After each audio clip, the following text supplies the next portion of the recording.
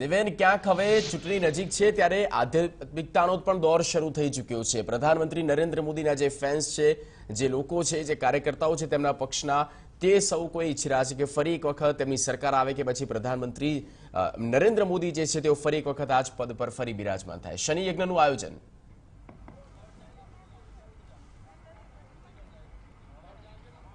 જે જગ્યાએ સુરતની તાપી નદીના કિનારે વિશાળ પાયે એક શનિ યજ્ઞનું જે આયોજન છે તે કરવામાં આવ્યું છે।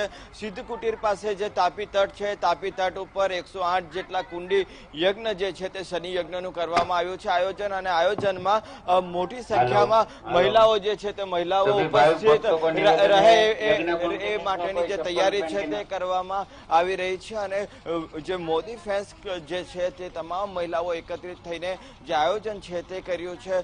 108 જેટલા જે શનિ યજ્ઞ છે તે શનિ યજ્ઞ માટેનું આયોજન કરવામાં આવ્યું છે। આપણી સાથે જે મહંત છે કે જેમના દ્વારા આયોજન કરવામાં આવ્યું છે અને એ અધ્યક્ષતામાં આયોજન થઈ રહ્યું છે, ત્યારે આપણે એમની સાથે વાત કરીએ।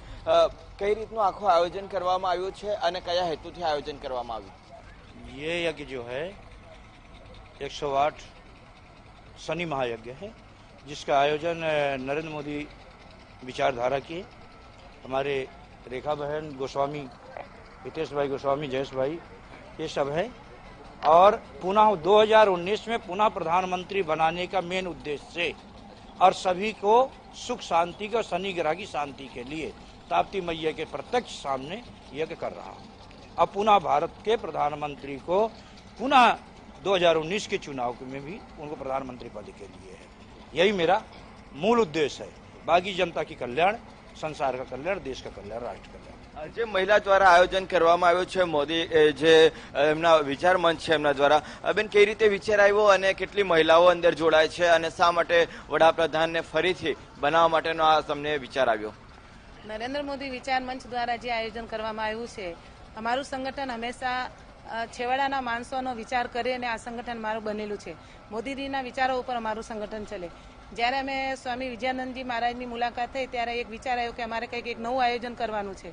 તો એનું કીધું માત્ર શક્તિ દ્વારા, જ્યારે અમારા વડાપ્રધાન નરેન્દ્રભાઈ મોદીજી બહેનો માટે જેટલે એટલું કરતા હોય તો અમારે બધી બહેનોની એવી ઈચ્છા હતી, સ્લમ વિસ્તારની, કિન્નર બહેનોની, એવી ગરીબ બહેનો છે, કામદાર બહેનો છે, બધાને અમે લોકો મુલાકાત કરીને એવો વિચાર કર્યો કે અમે લોકો મોદીજી માટે ફરીથી 2019માં પ્રધાનમંત્રી બને એને માટે અમે લોકો એવું કંઈ આયોજન કરી કે એને સુધી જે અમે લોકો અત્યારે આસુરી શક્તિઓ જે એક થઈ ગયા છે, નો ડાઉટ મોદીજી આવવાના છે બધાને ખબર, પણ છતાં ઘરે બેસવાથી કામ થવાનું નથી। એટલે મહિલાઓ દ્વારા આ શનિ યજ્ઞનું જ્યારે અમને ગુરુજી જાણ કરી કે એવું તમે કરો, તો અમે લોકો બધી ટીમ અમારી સાથે મળી અને આયોજન અમે લોકો કરી દીધું છે। એ ટાઈપનો અમારો એક સંદેશ છે અને બધી મહિલાઓ અત્યારે રણચંડી બનીને મેદાનમાં ઉતરી ગઈ છે મોદીજી માટે।